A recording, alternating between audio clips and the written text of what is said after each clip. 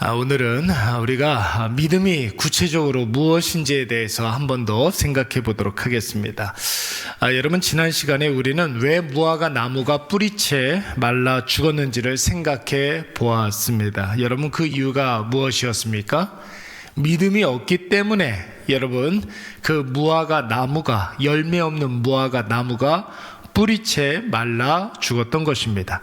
여러분, 그러면서 믿음이 무엇이라고 했습니까? 살아계신 하나님, 전능하신 하나님, 아버지 되신 하나님을 믿고 그 하나님이 오늘도 나에게 말씀으로 하나님의 뜻을 계시해 주시며 그 뜻대로 모든 일들을 선택하고 하나님이 기뻐하시는 일들을 행하는 것, 우리 이렇게 믿음을 정의했습니다.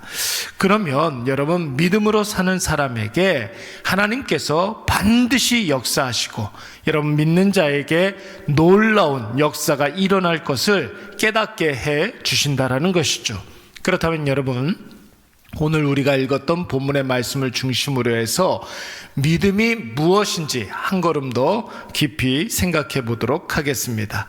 여러분, 23절 말씀에 보시면 뭐라고 그랬느냐면, 그 말하는 것이 이루어질 줄 믿으면 그대로 된다, 이렇게 말씀하고 있습니다. 다시 한번 말씀드리겠습니다. 말하는 것이, 우리가 믿은 그것을 말하면 그것이 그대로 된다라는 것입니다. 여러분, 믿음은 무엇이냐면 선포하는 것입니다. 여러분, 무엇을 선포하는 것입니까? 내가 믿는 바를 우리의 입술로 선포하고 말하는 것입니다. 여러분, 말에는 힘이 있는 줄로 믿습니다. 여러분, 말에는 능력이 있습니다. 그래서 여러분, 사도행전 3장 말씀에 보면은 성전 미문 앞에서 구걸하던 하반신 불구 거지에게 베드로와 요한이 선포하지 않습니까? 사도행전 3장 6절 말씀에 보시면 우리가 너무나 잘 아는 말씀, 찬양으로도 우리가 많이 고백하는데, 은과 금은 내게 없거니와 내게 있는 그것을 너희에게 주노니 곧 나사렛 예수 그리스도의 이름으로 뭐하라고요? 일어나 걸으라, 이렇게 선포했습니다. 여러분, 그때 어떤 일이 일어났습니까? 평생 한 번도 걸어본 적이 없었던 여러분, 안진뱅이 거지에게 여러분, 그 자리에서 벌떡 일어나서 걷기도 하고 뛰기도 하면서 하나님을 찬양하며 성전 미문을 통해서 여러분, 성전 안으로 들어가는 놀라운 역사가 일어난 것입니다. 우리는 예수 그리스도를 구주와 주님으로 믿는 자들입니다. 하나님의 살아계심, 하나님의 전능하심, 하나님이 나의 아버지 되어 주심을 우리가 믿는 자들입니다. 그렇다면 여러분, 그 믿음대로 말해야 될 줄로 믿습니다. 그러면 내가 믿은 말을 선포하고 말하면 하나님께서 그 믿음대로 여러분 그대로 역사하여 주실 줄로 믿습니다. 그래서 여러분, 삶에 대해서 부정적인 것들, 나사렛 예수 그리스도의 이름으로 물러가라 선포해야 되는 거예요. 그리고 한마디를 하더라도 하나님 살아계시니까 지금의 이 어려움 금방 물러갈 것이다. 여러분, 하나님의 살아계심을 선포하면 지금 내 삶의 여러 가지 힘들고 어려운 문제들이 여러분 언제 사라졌나 싶을 정도로 여러분 금방 여러분 물러갈 줄로 믿습니다. 하나님 전능하시니까 나의 부족함을 채워주시리라. 하나님 전능하시니까 나의 연약함을 도와주시리라. 여러분, 말하고 선포하면 나에게도 그런 일들이, 놀라운 역사가 일어나겠지만 나와 가까운 사람들이 먼저 그것을 체험하게 될 줄로 믿습니다. 꼭 기억하시기 바랍니다. 여러분, 우리 안에 믿음이 있으면 그 믿음을 말하고 표현해야 믿음의 역사가 일어나는 것이고 믿음의 능력을 체험하게 되는 것입니다. 누구든지 믿음이 있노라 하고 계속해서 불평하고 원망하고 누군가를 저주하고 안 된다, 못한다, 끝났다 이렇게 이야기하면 여러분, 그 말을 누가 제일 먼저 들어요? 나 자신이 먼저 듣는 거예요. 그러면 나에게서 내가 말한 그대로 그 일이 일어나는 거예요. 불평하는 것이 여러분 내 삶에 그대로 일어나요. 내가 원망하는 모든 것들이 내가 내 귀에 제일 먼저 들렸기 때문에 그 일이 나에게서 제일 먼저 일어나는 것입니다. 제가 지난번에 텔레비전을 이렇게 보는데 굉장히 유명한 강사 있잖아요. 김창옥 강사가.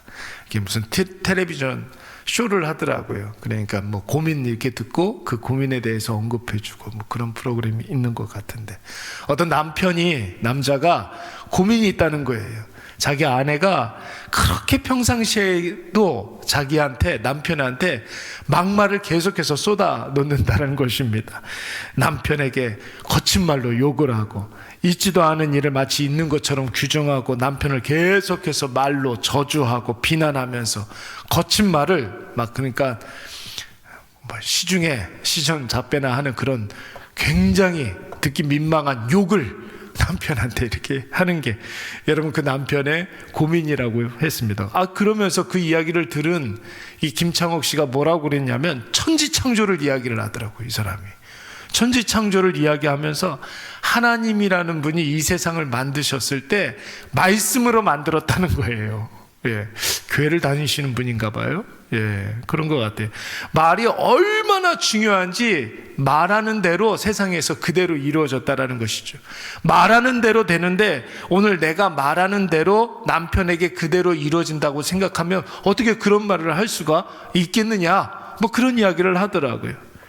여러분, 제가 그 이야기를 이렇게 들으면서 노래 하나가 생각이 났습니다. 우리 너무나 잘 아는 갑돌이와 갑순이, 그 노래가 생각이 났어요. 여러분, 둘이 서로 사랑을 했습니까? 안 했습니까? 서로 사랑을 했죠. 한 마을에 살면서 서로에 대한 호감이 있었고 사랑을 하고 좋아하는 그런 마음이 있었는데 서로 말했어요? 말 안 했어요? 말 안 했어요. 표현하지 않았어요. 그러니까 여러분, 얼마나 불행한 일들이 벌어집니까? 갑순이가 다른데 시집가 버리고 말았어요. 그날 밤에 갑순이가 달을 보면서 한없이 울었다는 거예요. 갑순이 마음에는 갑돌이뿐인데 여러분, 겉으로는 안 그런 척 했더래요. 그랬다는 거예요. 그러니까 매일 밤 우는 거예요. 그래서 여러분, 갑돌이가 홧김에 자기도 장가가 버리고 말았어요. 갑돌이도 여러분 달 보고 울었는데 그 마음으로는 갑순이밖에 없다는 거 아닙니까? 그런데 고까지껏 했더래, 말하지 않은 거예요. 그러니까 여러분, 갑돌이도 불행하고 갑돌이랑 결혼한 그 여자도 불행하고 갑순이도 불행하고 갑순이랑 결혼한 그 남편도 다 불행해지는 거예요. 여러분, 믿는 바를, 사랑하는 바를 이야기해야 한다라는 것이. 오늘 성경에서는 그러면 어떻게 된다고 그랬어요? 그대로 되리라.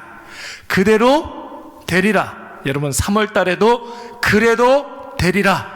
여러분, 놀라운 역사가 일어날 줄로 믿습니다. 우리가 말하는 것이 내 뜻을 말하라는 게 아니에요. 내 욕심을 말하는 것이 아닙니다. 하나님이 하실 일들을 선포하면 하나님의 계획하신 대로, 하나님의 뜻대로 그대로 되리라. 하나님이 하실 그 일들을 이미 이루어진 것으로 믿고 확신하고 고백하면 하나님이 하시리라. 놀라운 역사가 일어날 줄로 믿습니다. 사도 바울이 이제 여러분 로마로 갑니다. 지난번에도 말씀을 드렸던 것처럼 사도 바울이 로마 군에 압송되는 거예요. 로마로 가서 황제의 재판을 받기 위해서 예루살렘에서 가이사랴로, 가이사랴에서 배 타고 이제 로마로 가게 됩니다.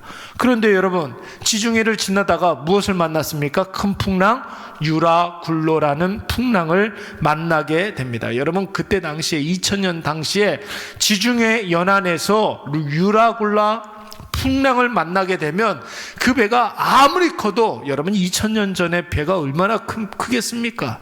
아무리 큰 배라도 여러분 난파를 당할 수밖에 없는 거예요. 그런데 여러분, 사도 바울이, 하나님의 사자가 사도 바울에게 임하여서 뭐라고 그랬습니까? 사도행전 27장 24절 말씀에 보니까 하나님의 사자가 바울에게 이야기하는 거예요.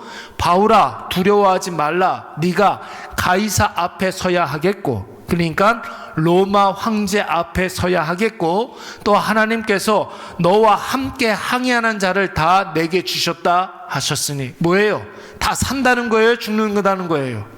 너도 살고 너와 함께하는 사람들이 다 산다라는 것입니다. 그래서 여러분, 사도 바울이 함께 그 배를 탄 사람들에게 뭐라고 선포했습니까? 뭐라고 말했습니까? 사도행전 27장 22절 말씀해 보니까 내가 너희를 권하노니 유라굴라 풍랑을 만나서 이제 거반 다 죽게 된 사람들에게 뭐라고 이야기를 했느냐면 이제는 뭐하라? 안심하라. 너희 중에 아무도 생명에는 아무런 손상이 없겠고 오직 이 배뿐이니라. 배만 상하게 되고 아무도 죽지 않는다. 그렇게 이야기를 했어요. 이렇게 이야기하면서 또 25절 말씀에서는 뭐라고 그랬냐면 그러므로 여러분이요 안심하라. 누가 했던 말이에요? 하나님의 사도 바울에게 안심하라 이야기했잖아요. 자기에게 이만큼 말씀을 함께 배를 탄 사람들에게 안심하라 그대로 이야기한 줄로 믿습니다. 나는 내게 말씀하신 그대로 되리라고 하나님을 믿노라. 할렐루야. 그대로 되리라. 예, 우리가 반드시 한 섬에 걸리리라. 여러분 이렇게 선포했더니 그 선포한 대로 그 이후의 말씀을 보면은 사도 바울과 함께 그 배에 탔던 사람이 무려 276명이었는데 저런 다 여러분 다 생존한 줄로 믿습니다. 멜리데라는 섬에 들어가게 되어서 거기에서 겨울을 다 낳고 그리고 뿐만 아니라 사도 바울이 멜리데 섬의 그 부족에 있는 원주민들 아픈 사람들을 다 고쳐주지 않습니까? 그 놀라운 역사를 그 배에 탄 사람들이 함께 보고 함께 기뻐하게 된 줄로 믿습니다. 사랑하는 여러분, 저와 여러분은 오늘 이 아침에 믿음대로 고백하시고 고백한 대로 다 이루어지는 놀라운 역사를 경험하시기 바랍니다. 오늘 내가 기도할 때 내가 믿는 바를 담대하게 선포하시고 그 선포로 인하여서 걱정, 근심, 염려, 한숨을 다 거두시고 소망과 기대를 담아서 여러분 아멘 하시기 바랍니다. 아멘이 무슨 뜻이에요? 그대로 될 줄로 믿습니다. 말씀대로 될 줄로 믿습니다. 아멘 하시는 거예요. 아멘.